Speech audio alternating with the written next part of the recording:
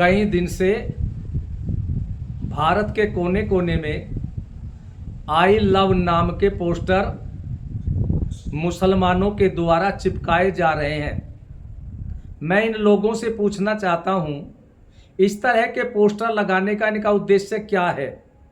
क्या ये हिंदुओं को डराना चाहते हैं और डरा करके क्या इस देश पर कब्जा करना चाहते हैं? ये उनकी भूल है।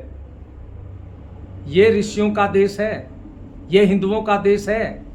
और यदि ये इस्लाम का देश नहीं और ये पोस्टर लगाने हैं तो वहां लगाइए जहां इस्लाम के देश है। पुलिस प्रशासन से मैं कहना चाहता हूं, गंभीरता से इसको अपने संज्ञान में ले और जहां भी इस तरह के पोस्टर लगाने वाले हों, कानून के अंतर्गत उनके ऊपर कार्रवाई हो। और यदि पुलिस प्रशासन के द्वारा भी ये अपने षड्यंत्र करने में लगे हुए हैं तो फिर मैं हिंदुओं से कहना चाहता हूं, हिंदुओं, ऐसे लोगों के षड्यंत्र को फैल करने के लिए आप लोग सड़कों पर आइए। जब तक आप लोग सड़कों पर नहीं आएंगे तब तक आप अपने सनातन धर्म को नहीं बचा पाओगे और इस देश को भी नहीं बचा पाओगे। नवरात्रे चल रहे हैं। मैं नवरात्रे पर पूजा करने का सामान, प्रसाद का सामान, खाने का सामान खरीदने वाले हिंदुओं से कहना चाहूँगा कि आप लोग जो भी पूजा पाठ का सामान, प्रसाद का सामान या खाद्य पदार्थ खरीदें तो आप सनातन धर्म के लोगों के यहीं से खरीदें और किसी भी थूक मूत्र जिहादी गैंग की दुकान से पूजा पाठ का, प्रसाद का या खाने का कोई भी सामान न खरीदें।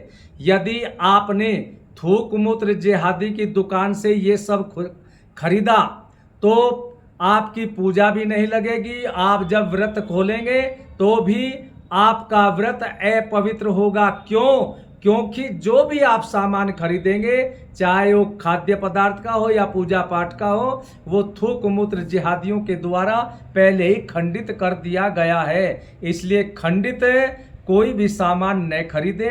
और इसके साथ साथ गरबा का भी कार्यक्रम चल रहा है और उसमें कुछ बहुत बड़ी संख्या में मुस्लिम समाज के जो लव जिहादी विचारधारा के हैं वे नाचने के नाम पर वहां पहुंचते हैं। तो मेरा उनसे कहना है कि कोई भी इस तरह की जिहादी विचारधारा के वहां पर न पहुंचे।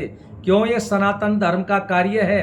और यदि वे लोग यहां पहुंचते हैं तो मैं उनसे यही कहूंगा, यदि वो कहते हैं कि हमारी आस्था है सनातन धर्म में और गरबा में, तो मेरा ये कहना है कि वे अकेले न जाएं वहां पर, वे अपने घर की महिलाओं को, लड़कियों को भी लेकर के जाएं और सनातन धर्म में घर वापसी कर लें। और यदि वे अपने घर की महिलाओं को नहीं ले जा सकते, सनातन धर्म में वापस नहीं आ सकते, तो उन्हें जाने का कोई अधिकार नहीं है। ये इस्लाम मजहब में भी गैर कानूनी है।